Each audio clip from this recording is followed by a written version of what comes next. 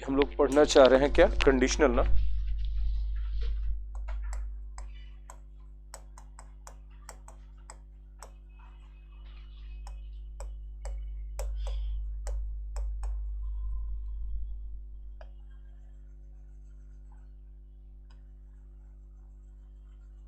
Conditional sentences है ना। इस अच्छे से देखिएगा, दो शब्द है कंडीशनल और सेंटेंसेस। सेंटेंसेस के बारे में पढ़ना है। सेंटेंसेस कैसा है, कंडीशनल मतलब कंडीशन वाला। कंडीशन का हिंदी होता क्या है, शर्त है ना। कंडीशनल मतलब शर्त वाले वाक्य है ना। मन में सोचिए तो या मुंह से बोलिए तो एक आध गो सेंटेंस ऐसा जिसमें कंडीशनल हो, कंडीशनल सेंटेंस हो, शर्त वाला हो। हम बोले अगर आप अच्छे से अंग्रेजी सीखिएगा तब आपको उच्च पद की नौकरी मिलेगी। हाँ, ऐसे तो नौकरी मिल ही जाएगी बिना अंग्रेजी सीखे भी। बहुत सारा ऐसा पोस्ट है जिसमें अंग्रेजी का जरूरत नहीं पड़ेगा, लेकिन हाई रैंक हाई पोस्ट में जाना चाहते हैं तो क्या सीखना पड़ेगा। ऐसा हम लोग लाइफ में बहुत बार बोलते हैं। ठीक है, अगर आपको वहां पे जाके पढ़ना है तो अगर आपको उस कोचिंग में पढ़ना है तो आपको फी भी ज्यादा देना पड़ेगा और आपको मेहनत भी ज्यादा करनी होगी। ठीक है, तो वहां पढ़ने के लिए शर्त लगा दिया गया, क्या, फी ज्यादा देना और मेहनत ज्यादा करना। राइट है, तो आप ये समझिए कि शर्त वाले वाक्य कोई नई चीज नहीं है, हम लोग अपने लाइफ में बहुत यूज करते हैं इसको। इनफैक्ट कि हमारे लाइफ में हर जगह हर बात पे एक शर्त लगा दिया जाता है। बाइक चाहिए, ठीक है, मैट्रिक में फर्स्ट डिवीजन लाके दिखाओ, 90% लाके दिखाओ। हाँ, फर्स्ट डिवीजन का कोई वैल्यू नहीं है, ठीक है, अब 90% लाके दिखाओ। तो मतलब अगर तुम 90% लाओगे तब तुमको पापा बाइक खरीदेंगे। कंडीशन है, कंडीशन क्या है, 90% लाना कि बाइक खरीदना, है ना। और रिजल्ट क्या होगा, ठीक है।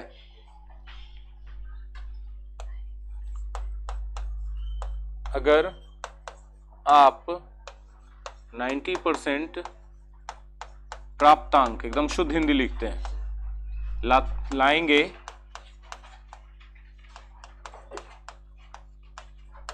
तो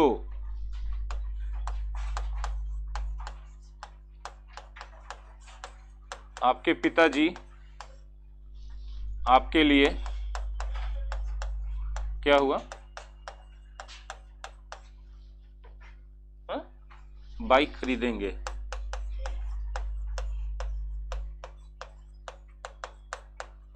हाँ या ना बोलिए। तो दो बात हो गया,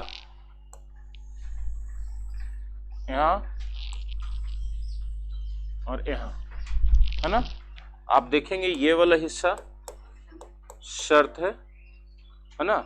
इंग्लिश में इसको क्या बोलते हैं, कंडीशन बोलते हैं, राइट। और ये वाला हिस्सा आपका क्या है, ये वाला हिस्सा आपका परिणाम है, परिणाम। इसको क्या बोलते हैं, रिजल्ट बोलते हैं, राइट। आप अच्छे से देखिए, फ्यूचर टेंस है, हाँ या ना। इसको भी आप अच्छे से देखिए, वही मिलेगा। क्या मिलता है, सेम टेंस हिंदी में, है ना। और आपको यहां पर एक कंडीशन का सेंस देने के लिए एक वर्ड मिलता है, इतने का कहानी है। अब इतने कहानी पर सारा खेल है, ठीक है। बहुत तरह के कंडीशनल होते हैं, इस सब टाइप का रहेगा ना तो इसको टाइप 1 नाम दे दीजिए।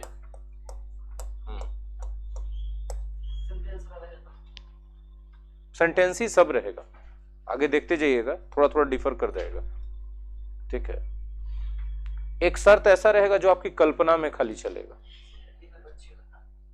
कल्पना में चलेगा, वो शर्त है लेकिन उसका रियलिटी से लेना देना, वो बस आप मन में ऐसा सोच रहे हैं। अब मन में सोचना कहलाता है विजन, कि भविष्य के लिए, ठीक है ना। एक होता अफसोस कि का उस दिन में ऐसे करते तो फायदा हो जाता, ठीक है। तो ये पास्ट का शर्त है। तो बेसिकली किताबों में 3 तरीके का बताया जाता है, इसी को हम टाइप नाम दे दिए। तो ये जो है देखिए किसका बात कर रहा है, तो ये जब कंडीशन फ्यूचर के बारे में आने लगे तभी टाइप 1 हो जाता है, ठीक है। अब इसका स्ट्रक्चर क्या होता है कि अगर के लिए तो इफ लगाइएगा। और आपका ये जो कंडीशन वाला भाग है ये हिंदी में फ्यूचर इंडेफिनिट है, लेकिन अंग्रेजी में जाएगा तो ये प्रेजेंट इंडेफिनिट हो जाएगा। ये कौन से टेंस में हो जाएगा? प्रेजेंट इंडेफिनिट में। ये ट्रांसफॉर्मेशन हो जाता है। और ये जो तो आप देख रहे हैं ना, इसके लिए कॉमा। बोले हम देन लगा दे तो बोलचाल की भाषा तक तो सही है, लेकिन आप एग्जाम में हैं तो ये गलत है, क्योंकि ये शर्त बताने के लिए तो इफ आ ही गया तो फिर देन क्यों लगा रहे? एक कंजंक्शन आ गया, दूसरा कंजंक्शन का जरूरत नहीं है। और ये जो आपका परिणाम है, ये आप देख रहे हैं कि हिंदी में कौन सा टेंस है? फ्यूचर। और अंग्रेजी में भी कौन सा टेंस रह जाएगा? फ्यूचर रह जाएगा।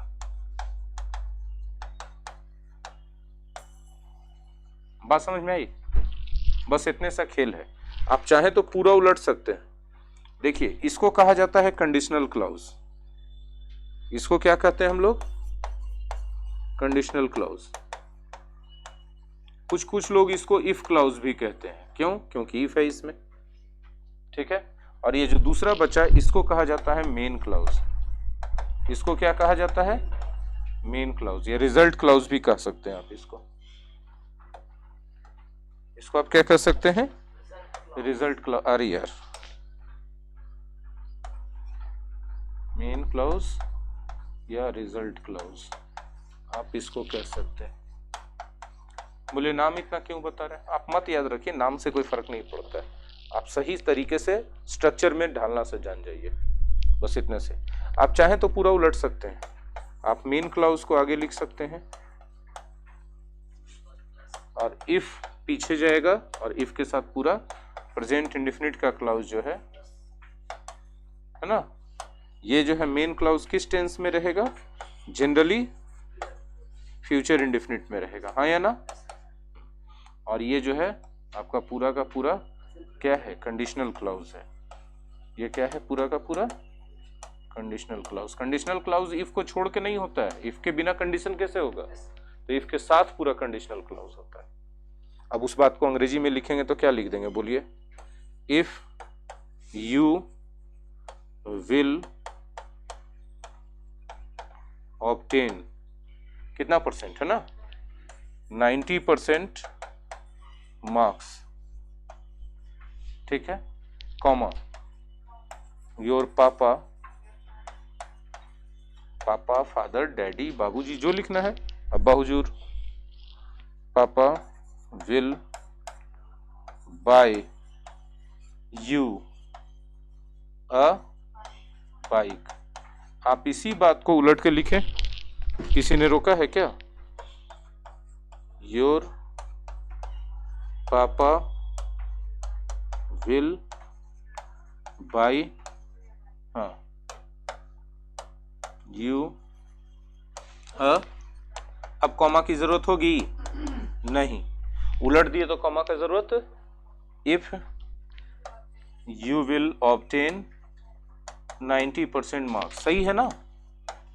सही है ना? नहीं सही है? कहाँ गलती है? तो कहाँ गलती है?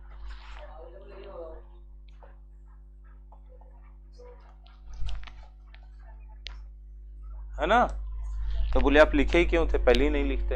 अभी हाईलाइटेड हो गया कि एरर मिलेगा आपको, ऐसे ही, है ना?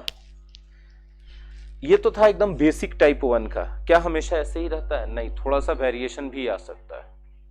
देखिए, ये जो आप देख रहे हैं यहाँ फ्यूचर और वहां फ्यूचर, ये दोनों में वेरिएशन आ सकता है। ठीक है। ये दोनों में दूसरा टेंस हो सकता है वेरिएशन ना करके। बात समझ में आ रही है? और जब वेरिएशन आएगा तो भी यही नियम लागू रहेगा।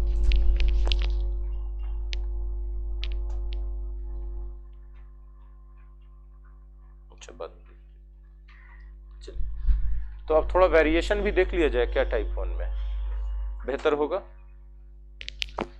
यहां तक तो कोई दिक्कत नहीं होना चाहिए, लेकिन वेरिएशन देखने से पहले हम इसी का प्रश्नवाचक भी तो बताना चाहेंगे, हाँ या ना? बोलिए, इसका प्रश्नवाचक हम बताना चाहेंगे कि नहीं? बिल्कुल बताना चाहेंगे। क्या मैं पैसे दूंगा तो आप मुझे यह किताब देंगे।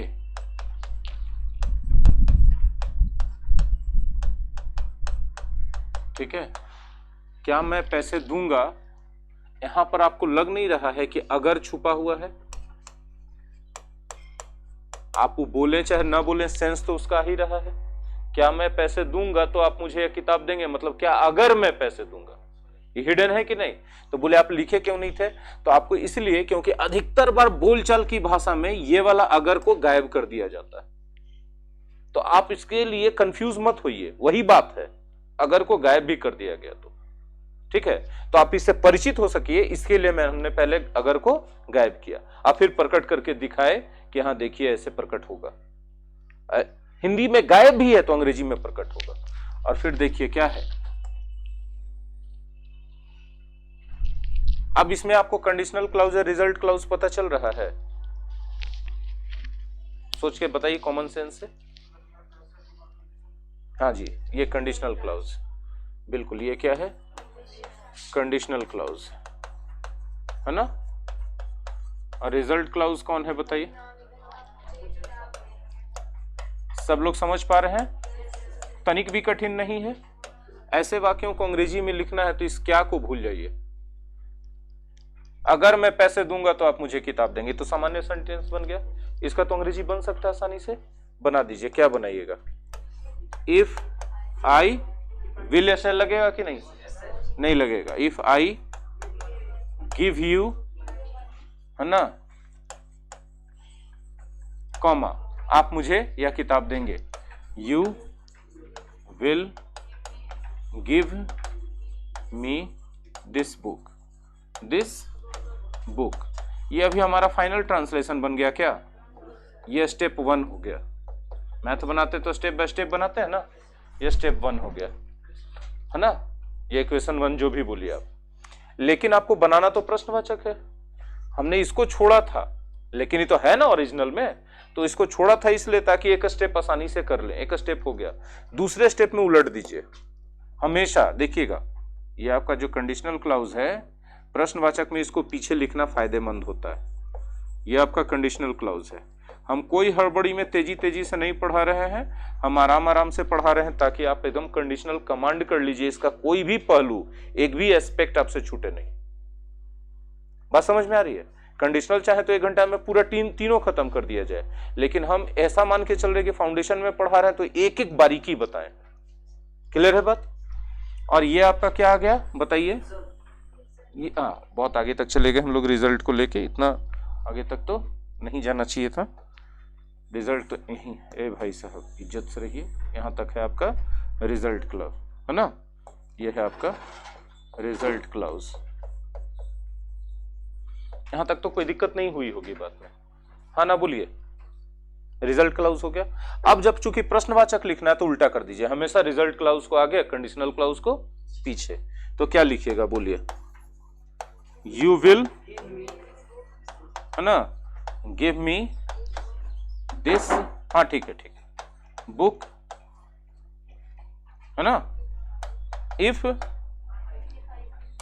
I give you money. हमारा हो गया उल्टा काम। अभी पूरा लेकिन ट्रांसलेशन हुआ है क्या? ये जो है आपका स्टेप 2 हो गया। ये क्या हो गया आपका? स्टेप 2 हो गया, स्टेप 2 हो गया। अभी लेकिन हमारा फाइनल आंसर नहीं आया। ठीक है, अब हमारा सेंटेंस प्रश्नवाचक था। किसी भी प्रश्नवाचक वाक्य में, किसी भी क्वेश्चन सेंटेंस में जो सबसे इंपॉर्टेंट बात है कि वो ऑक्सिलरी वर्ब सब्जेक्ट के पहले होना चाहिए। तो सब्जेक्ट यहां भी है कि नहीं, और सब्जेक्ट यहां भी है। तो कौन सा ऑक्सिलरी वर्ब और किस सब्जेक्ट के पहले होना चाहिए? तो जब किसी भी वाक्य में 2 क्लाउज हो जाए, मतलब एक से ज्यादा क्लाउज हो जाए, है ना, एक कंडीशनल क्लाउज है, एक रिजल्ट क्लाउज। क्लियर है बात? तो उसमें हमेशा हम लोगों को कुछ भी करने के लिए, प्रश्नवाचक बनाना है, yes no question, WH question, कुछ भी बनाना है, वो प्रक्रिया हमेशा मेन क्लाउज में होता है।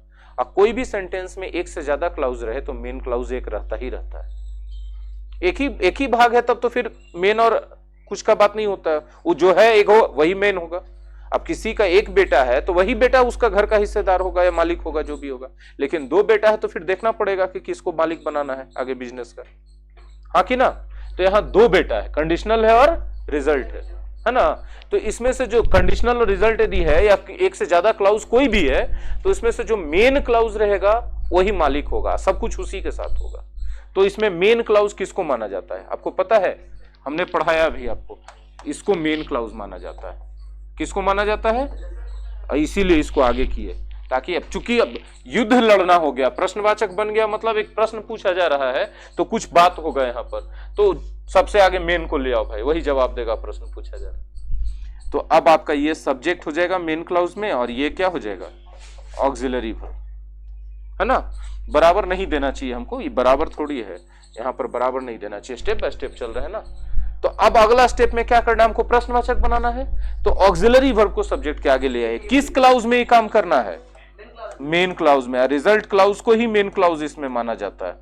बोलिए क्यों मान लेते हैं, तो जो इफ है ना वो एक कंजंक्शन है, इफ एक सबऑर्डिनेट कंजंक्शन है, इसलिए इफ वाला क्लाउज कभी भी मेन क्लाउज नहीं हो सकता, वो सब ऑर्डिनेट क्लाउज हो सकता है। सब ऑर्डिनेट का मतलब जूनियर, जो किसी के अंडर में काम करता, अधीनस्थ कहते हैं। सबऑर्डिनेट कर्मचारी आप पढ़े होंगे, अधीनस्थ कर्मचारी, वो अपने से डिसीजन नहीं लेगा, वो अपने से कुछ नहीं करेगा, उसको जो उसका बॉस बोलेगा उतने भर उसको करना है।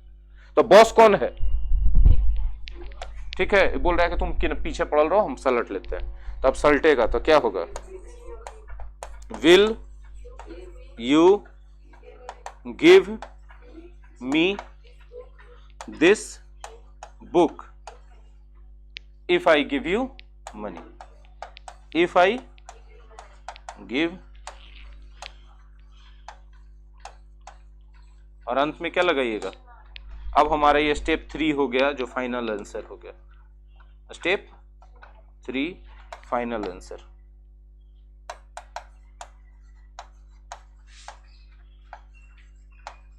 बोली सर हर बार हमको इतना करना पड़ेगा, नहीं, चूंकि हम सिखा रहे थे ना तो आपको स्टेप बाय स्टेप सिखाए ताकि आप समझ जाइए।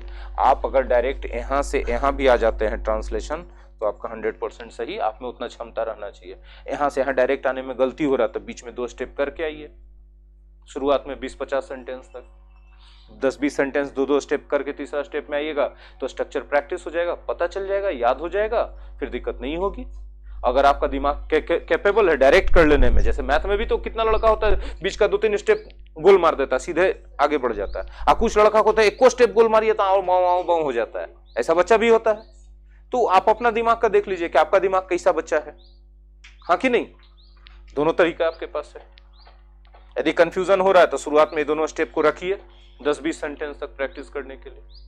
ये क्लियर हो गया, पहले कोई दिक्कत हुआ किसी को। अब देखिए तो स्ट्रक्चर वाइज है, अब थोड़ा लॉजिक से समझिएगा, लॉजिक से एक बार समझाने का प्रयास करें कि इतना याद ना रखना पड़े, कॉन्सेप्ट क्लियर हो जाए। देखिए सेंटेंस है कि क्या मैं पैसे दूंगा तो आप मुझे किताब देंगे, तो इसमें शर्त कौन है, पैसा देना, और रिजल्ट क्या है, तब भैया पैसा तो हम देबे करेंगे, और बाद भी तुम किताब देगा कि नहीं देगा ये बताओ। तो प्रश्न यहां हिंदी में दिख रहा है, लेकिन ये प्रश्न शर्त पर है कि प्रश्न रिजल्ट पर है, किस पर है प्रश्न, सोच के सोचिए। अरे पैसा देने के बारे में प्रश्न है कि रिजल्ट देने के बारे, किताब देने के बारे में, किताब देने के बारे में ना प्रश्न है, तो इसलिए किताब देने वाले हिस्से को हम प्रश्नवाचक बना दिए, पैसा देने वाले हिस्से को ज्यों करते हो छोड़ दिए। नहीं समझ में आया, कोई भी हिस्से को प्रश्नवाचक बनाइएगा तो उसका ऑक्सिलरी वर्ब उसमें सब्जेक्ट के आगे आ जाएगा। सोचिए ना कि क्या अगर मैं पैसे दूंगा तो क्या हम पैसा देंगे, इसके बारे में सवाल पूछ रहे हैं कि किताब आप दीजिएगा कि नहीं दीजिएगा, इसके बारे में पूछ रहे हैं। सोच के बताइए हमको। हमने बोला कि क्या हम पैसा देंगे तो आप किताब दीजिएगा, तो हम पैसा देने के बारे में प्रश्न पूछ रहे हैं कि आप किताब दीजिएगा क्या, किताब देने के बारे में प्रश्न पूछ रहे हैं। पैसा तो हम दे रहे हैं, लीजिए ना जी, पैसा लीजिए ना, पैसा लीजिए, पैसा लेके दीजिएगा कि नहीं दीजिएगा यही बोलिए। अब सोचिए कॉमन सेंस से, तो इस हिस्से में तो प्रश्न है ही नहीं, ये जबरदस्ती यहां लिखा गया, बोलचाल का आदत पड़ा हुआ हमको वहां लिखने का, बोलने का, लेकिन प्रश्न तो इस हिस्से का है, प्रश्न तो इस हिस्से का है, इसीलिए अंग्रेजी में उसी हिस्से में प्रश्नवाचक बनाया गया, हाँ कि नहीं। सर क्या हम आपका क्लास ज्वाइन कर लेंगे तो अंग्रेजी सीख जाएंगे? आप सिखा दीजिएगा पूरा? क्या आपका क्लास ज्वाइन कर लेंगे तो आप पूरा सिखा दीजिएगा? हम ज्वाइन तो करिए लेंगे, क्या हम ज्वाइन कर लेंगे आपसे क्या हम प्रश्न पूछेंगे? हम तो ज्वाइन करिए लेंगे, आप सिखाइएगा कि नहीं सिखाइएगा इसके बाद ही ना प्रश्न है। तो हमेशा प्रश्न किस पर रहता है? रिजल्ट क्लाउज पर। इसलिए रिजल्ट क्लाउज को ही प्रश्नवाचक बनाया जाता है। प्रैक्टिकली सोच के देखिए कि रिजल्ट पे ही हमेशा प्रश्न रहता है। पापा बोले कि 90% ले आओ, तुमको बाइक दिलवा देंगे, पक्का ना? तो पक्का ना का मतलब क्या हम ले आवेंगे 90% दिला दीजिएगा ना? तो मेरे 90% लाने पर प्रश्न है कि आपके दिलाने पर प्रश्न है? सोचिए, अगर आप प्रैक्टिकली सोच पाते हैं सेंटेंसेस को तो ये सब स्ट्रक्चर रटने की कोई जरूरत नहीं पड़ेगी, कॉमन सेंस से बन जाएगा खाली। हाँ कि ना? तो ये प्रश्नवाचक था कंडीशनल टाइप 1 में ही। अभी कंडीशनल टाइप 1 में रिजल्ट क्लाउज और कंडीशन क्लाउज दोनों में हमने टेंस फिक्स कर दिया कि भाई कंडीशन क्लाउज में हमेशा कौन सा टेंस चल रहा है? प्रेजेंट इंडेफिनिट चल रहा है कि नहीं चल रहा है? और रिजल्ट क्लाउज में क्या चल रहा है? Future indefinite. क्या ये बदल सकता है कभी? क्या इसमें कोई वेरिएशन आ सकता है? करके देखें। आप लोग जितना ग्रामर के नियम पर आश्रित रहते हैं, हम शायद ही ग्रामर पढ़ाते हुए भी ग्रामर के नियम पर आश्रित होते हैं। हम ग्रामर पढ़ाते हैं, सब जानता है कि Uday Shankar Soni is a teacher of English grammar, लेकिन हम ग्रामर पर आश्रित नहीं होते। हम लैंग्वेज के व्यवहारिक पक्ष, प्रैक्टिकल एस्पेक्ट पर डिपेंड करते हैं। और ग्रामर वहीं से निकल के आया है, ग्रामर से लैंग्वेज नहीं बना है। लैंग्वेज प्रैक्टिकली पहले यूज किया गया और उससे निकल के क्या आ गया? ग्रामर आ गया। स्मार्ट लोग ये बात समझ जाते हैं, और जो स्मार्ट नहीं है उनको लगता है कि ग्रामर है तभी भाषा है। हाँ बोलिए। हाँ नहीं, एग्जाम्पल से थ्योरी सीखिएगा तो आसान हो जाएगा, याद रह जाएगा। लेकिन अगर आप थ्योरी से एग्जाम्पल जाइएगा तो आपके लिए हमेशा थ्योरी ही रह जाएगा, एग्जाम हॉल में जाकर कंफ्यूज करेगा वो आपको। तो जो हम बात बोल दिए, ये टीचर्स के लिए मैसेज है कि पढ़ाएं तो किधर से पढ़ाएं? पहले एग्जाम्पल दें और उसके बाद बताएं कि देखो ऐसे ऐसे ऐसे हुआ है, इसीलिए ऐसा होता है, इसलिए ऐसा करना। हाँ, बात समझ में आ रहा है? तो एकदम easiest way, simplest way learning and teaching. न बुझते हैं बतिया आप लोग। हटाओ ना पर्दा उर्दा, हटाओ सब हटाओ। न उधर उधर साइड, उधर साइड, उधर साइड, उल्टा उधर साइड। हाँ हटाइए। देखिए सारा जहां रोशन रोशन, देखिए तो अब लग रहा है थोड़ा सा कि हाँ आदमी खड़ा है। ठीक है, ये समझ में आया जो हम बोले? अब आइए वेरिएशन सीख लेते हैं हम लोग थोड़ा सा।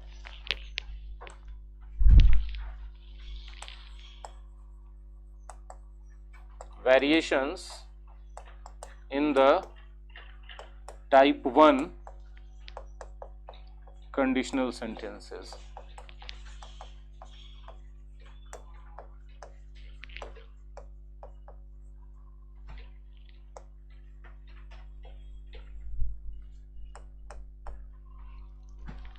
Variations in the type 1 conditional sentences.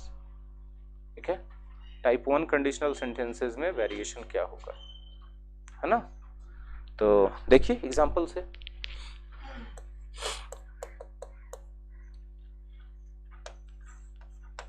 अगर उसने काम पूरा कर दिया है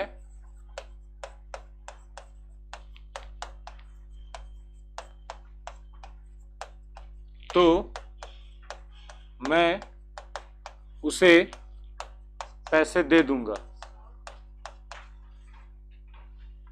या पैसे दूंगा। ठीक है, अगर उसने काम पूरा कर दिया है तो मैं उसे पैसे दूंगा। कंडीशनल है कि नहीं है? रिजल्ट क्या है इसमें? मैं पैसे दूंगा, लेकिन इसके लिए कंडीशन क्या रख दिया? काम कर देगा कि काम कर दिया है तब? अभी कर देगा तभी हम नहीं देंगे, पहले कर देवे दो, करेगा पूरा हो जाएगा तब देंगे। लेकिन अगर अभी कर दिया है तो हम अभी, टेंस बदल गया कि नहीं बदल गया? कौन सा टेंस आ गया देखिए तो। जिसको टेंस नहीं पता है उसको इस क्लास में बैठने का कोई हक नहीं है, कंडीशनल सेंटेंसेस के क्लास में। जिसको टेंस पर कमांड नहीं है उसको कंडीशनल क्लास के, कंडीशनल सेंटेंसेस के क्लास में बैठने का कोई हक नहीं है। ठीक है, तो या तो टेंस कमांड करो,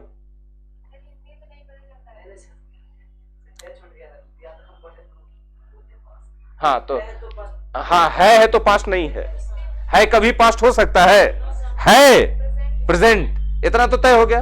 अब प्रेजेंट में कौन सा, या है ही है, प्रेजेंट परफेक्ट हो गया। ठीक है, तो ये सब चीज को, टेंस को कमांड रखना है। लाइफ में अंग्रेजी में कुछ भी सीखना है तो टेंस को कमांड रखना है। आई नहीं कह सकते कि हमको हिंदी में नहीं पता चलता है। आपको जब भी, चूंकि आप हिंदी स्पीकिंग स्टेट में है, तो आपके चारों तरफ का माहौल किस चीज का रहेगा, हिंदी का।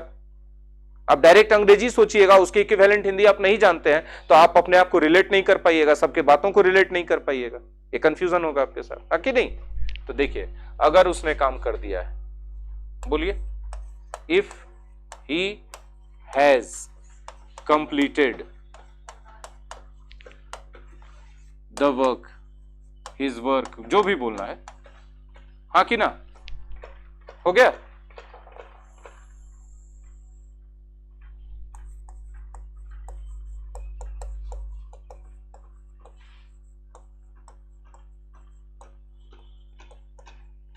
सेंटेंस लिख दिया, क्लाउज ना है जी, सेंटेंस तो पूरा है बड़का, ये तो सिर्फ उसका एक क्लाउज है। वाह वाह वाह वाह, क्या बात है, कंडीशनल क्लाउज है। तो के लिए क्या लगाइएगा, अब मैं उसे पैसे दे दूंगा, विल सेल, जो भी,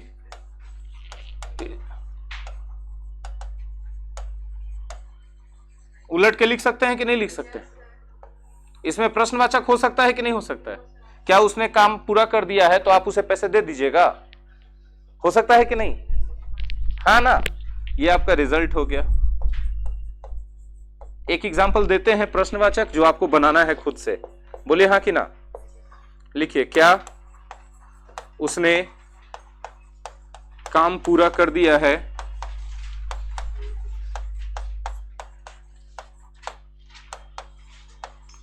काम पूरा कर दिया है तो आप उसे पैसे दे दीजिएगा।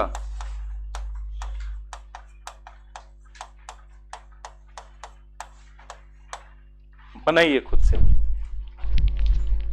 आप लोगों का सही है, लेकिन जिनका गलत हुआ उन्होंने क्या गलती किया, उन्होंने डायरेक्ट बनाया, जबकि हम कहते हैं कि कभी भी डायरेक्ट मत बनाओ भाई। हाँ, हम क्या कहते हैं, डायरेक्ट बनाओ। हमने बोला कि इसको भूल जाओ। अब देखो तो तुम्हारा ऊपर जैसा बच गया कि नहीं, यहां पर अगर छुपा हुआ है, लेकिन है ना, हम तो बोले थे कि प्रश्नवाचक में अगर जो है प्रैक्टिकल बोलचाल में नहीं रहता है, लेकिन उसको मान के चलना है, क्यों है ना। तो अब देखिए जरा सा, इसको यदि हम बनाते हैं, इस क्या को भूल जाते हैं, बनाते हैं तो क्या बनेगा, वही ऊपर वाला बन जाएगा कि नहीं बन जाएगा। इफ ही हैज कंप्लीटेड या फिनिश्ड, जो लिखे दोनों सही है, डन भी लिखेंगे तो भी सही है, कंप्लीटेड द वर्क, ठीक है, कॉमा, यू शैल होगा कि यू के साथ विल होगा, ट्रेडिशनली विल होगा ना, you will give him money, हाँ है ना। अब इसको उलट देना है, उल्टेंगे तो क्या बनेगा, यू विल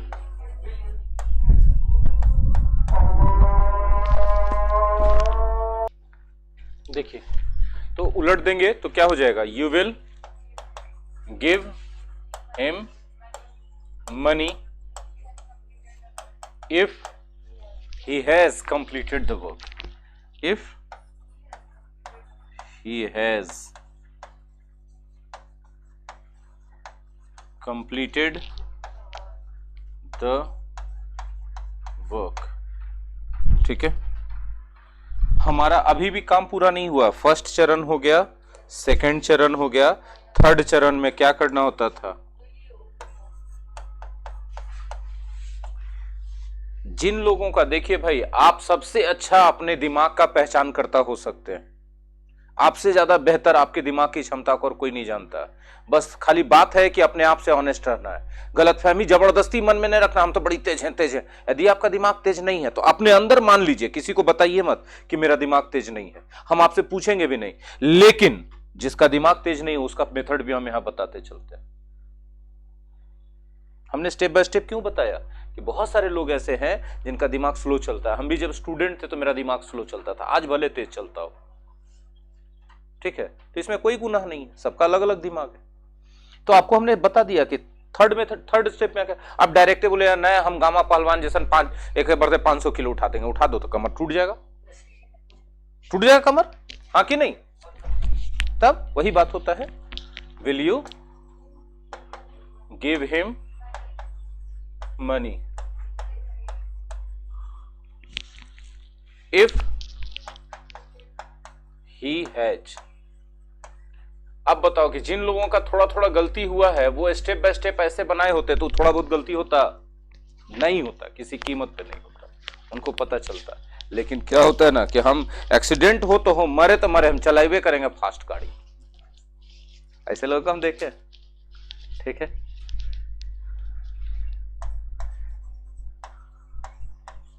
एक सप्ताह पहले उसका दोस्त एक्सीडेंट होके आईसीयू में भर्ती हुआ है, उसको सब देखा, बताया कि देख तू भी ऐसे चलाता, नहीं चलाना, हाँ ठीक।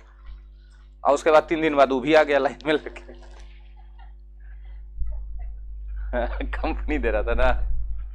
ये आपका आंसर हो गया, क्लियर हो गया? कहीं कोई कंफ्यूजन? अब वो कंप्लीटेड के जब फिनिश्ड लिखते हैं तो भी सही है, डन लिखते हैं तो भी सही, उससे कोई फर्क नहीं पड़ता है, ठीक है। एक वेरिएशन तो आपको दिखा, अगर उसने काम पूरा कर दिया है, प्रेजेंट फ्यूचर इंडेफिनिट की जगह प्रेजेंट परफेक्ट आपको दिखा। टेंस में एक वेरिएशन दिखा कि नहीं दिखा? क्या एक एग्जांपल और दें जिससे एक वेरिएशन और दिखेगा आपको? हाँ, मजा आ जाएगा। क्या आ जाएगा? मजा आ जाएगा। वाह वाह, क्या बात है। इसको हम वेरिएशन नंबर 1 दे देते हैं, दे दे। वेरिएशन नंबर 2 के लिए तैयार हैं? देखिए, अगर आप पटना जा रहे हैं तो जरा मेरे लिए किताब खरीद लीजिएगा या किताब लेते आइएगा। अगर आप पटना जा रहे हैं तो कृपया, जरा बोलचाल में बोलते हैं, लिखते समय तो उसको कृपया लिखा जाता है, कृपया मेरे लिए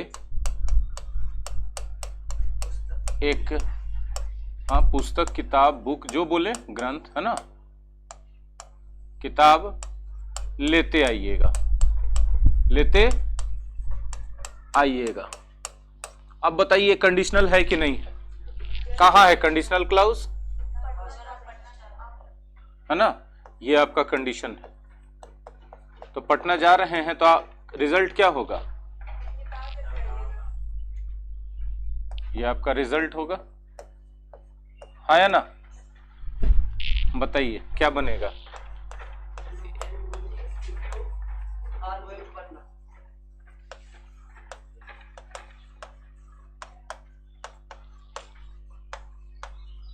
गलतियों को रोकने का सिर्फ और सिर्फ एक ही तरीका है कि आप स्टेप बाय स्टेप काम करें, उड़ी पुड़ी काम न करें।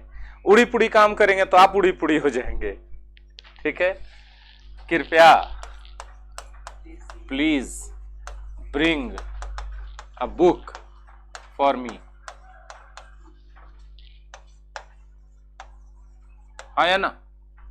हाँ या ना?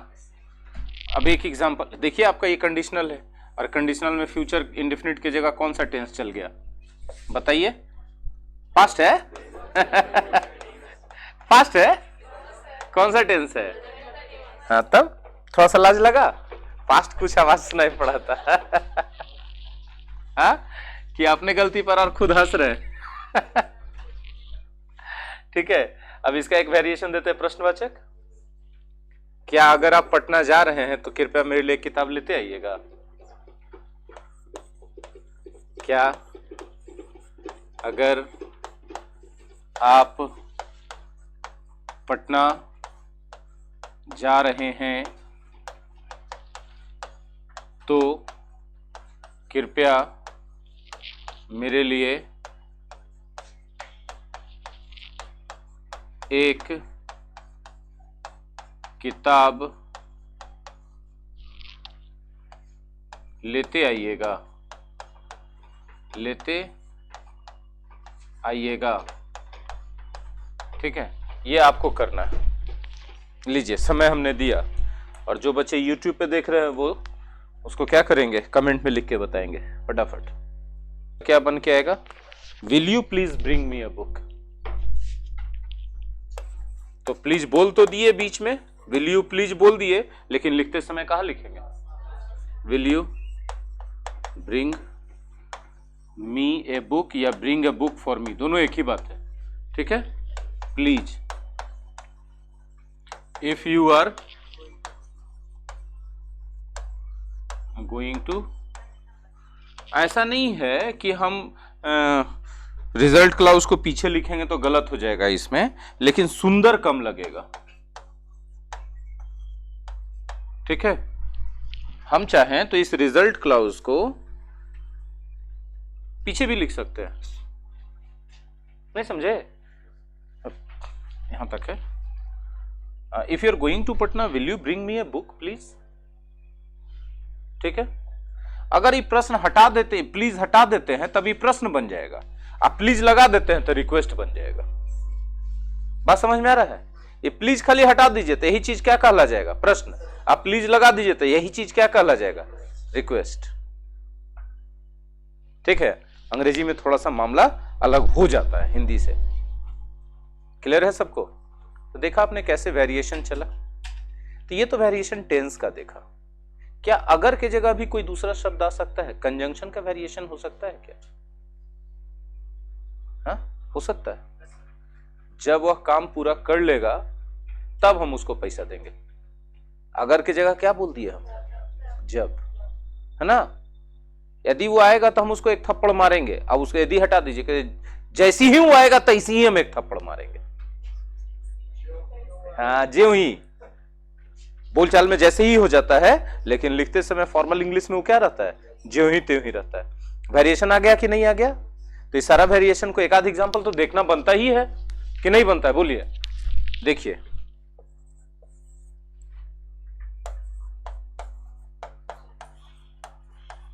जब वह काम पूरा कर लेगा या कर देगा या करेगा, कह लो काम पूरा करेगा कभी भी, फिर उस स्थिति में जब आप एक थप्पड़ मारवे कीजिएगा तो तब मैं उसे पैसे दे दूंगा या दूंगा। अगर की जगह क्या हो गया? जब हो गया। When he will finish या कंप्लीट या डू, विल के बाद डन होगा क्या? उन्होंने डन कहा।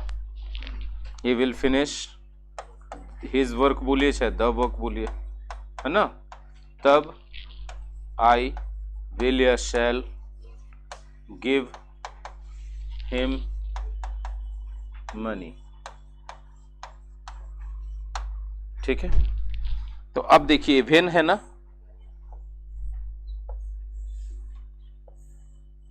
यहां पर प्रेजेंट इंडेफिनिट होना चाहिए था, फिनिश्ड होगा प्रेजेंट इंडेफिनिट में, है? भगवान मालिक है इस सब के, ठीक है। नहीं नहीं नहीं आएगा, क्योंकि कंजंक्शन आ गया ना।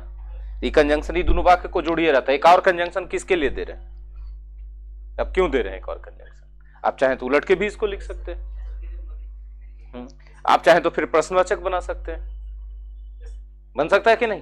फिर प्रश्नवाचक बनेगा तो उसी तरह से जो रिजल्ट क्लाउज है उस वो आगे आएगा, उसी का ऑक्सिलरी वर्ब सब्जेक्ट के पहले जाएगा, जैसे हो रहा था।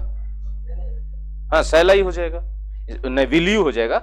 जब आप काम पूरा कर लेगा तो क्या, जब वह काम पूरा कर लेगा तो आप उसको पैसा दे दीजिएगा, आप उसको पैसा दे दीजिएगा, तो विल यू ना हो जाएगा। आ गए? लाइए दीजिए, आ गए। देखिए, ज्यों ही वह यहां आएगा त्यों ही मैं उसे मिठाई दे दूंगा, ठीक है। ज्यों ही वह यहां आएगा त्यों ही मैं उसे मिठाई, हाँ,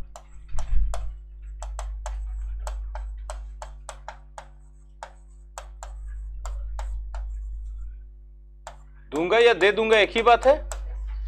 अब ज्यों ही के लिए क्या हो जाएगा, as soon as he will come here, सही है ना।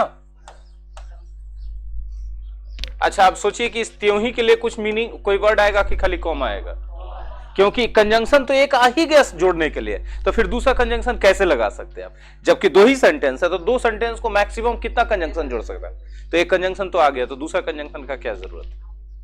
ठीक है, तो ये सब नियम पढ़वे मत कीजिए कि इफ है आ गया है तो देन नहीं आएगा, इफ नहीं, दो क्लाउज को जोड़ने के लिए एक कंजंक्शन आ गया तो फिर दूसरा कंजंक्शन कुछ होने आवेगा, हाँ फिर तीसरा रहता था, एक और तीसरा, तो उसको जोड़ने के लिए एक और कंजंक्शन की जरूरत पड़ता।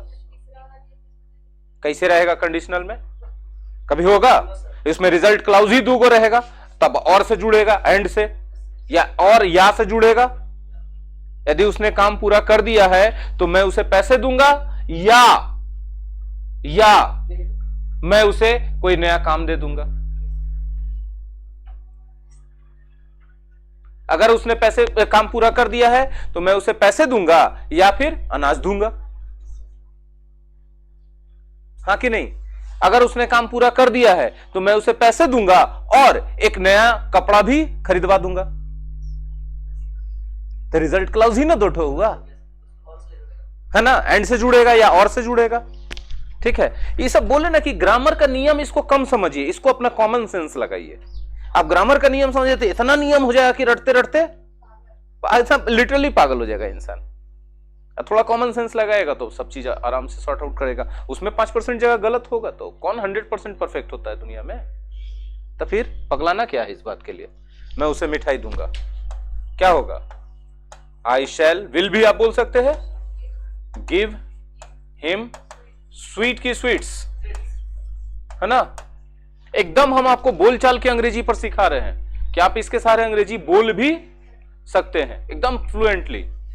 लाइफ भी, जो एग्जांपल भी उठा रहे कहां से उठा रहे, डेली लाइफ से उठा रहे, लैंग्वेज उठा रहे डेली लाइफ के। बोलिए, कुछ बोलना चाह रहे राजीव।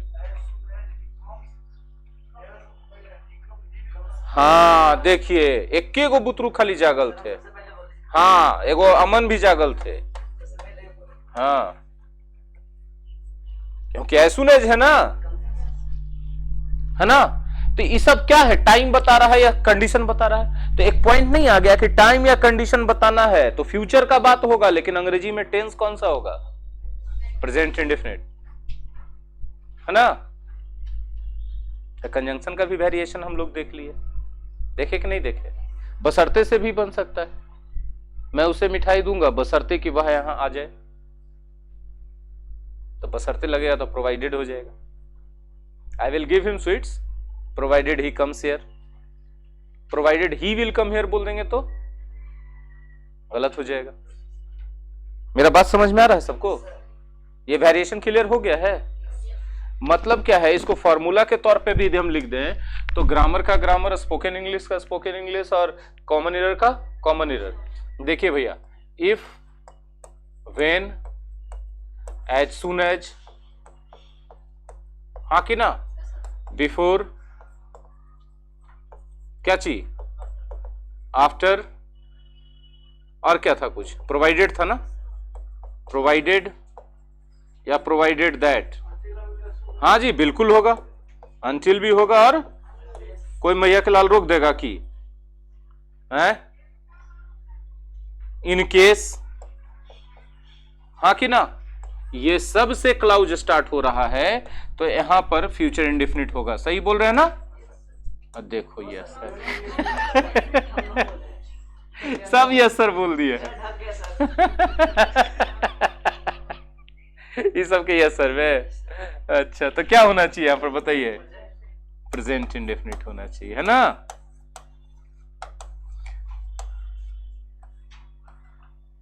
अब दूसरा क्लाउज के मामले में क्या कहना है, फ्यूचर भी हो सकता है, कोई भी टेंस हो सकता है जो रिक्वायरमेंट है, हाँ कि ना। रेस्ट्रिक्शन तो इसके यहां पर है, रेस्ट्रिक्शन उधर थोड़े कुछ है, हाँ सेंटेंस के रिक्वायरमेंट के अकॉर्डिंग चल रहा उधर, हाँ कि नहीं। बताइए, बहुत कठिन चीज पढ़ना था। पहला टाइप का सारा हम कंडीशनल बता दिया आपको पूरा वेरिएशन के साथ। अब जब आप प्रैक्टिस कीजिएगा तो कुछ ना कुछ नया चीज आ जाएगा, तो समय डाउट क्लियरेंस में ले लेंगे उसको, राइट है कि रॉन्ग है? जी।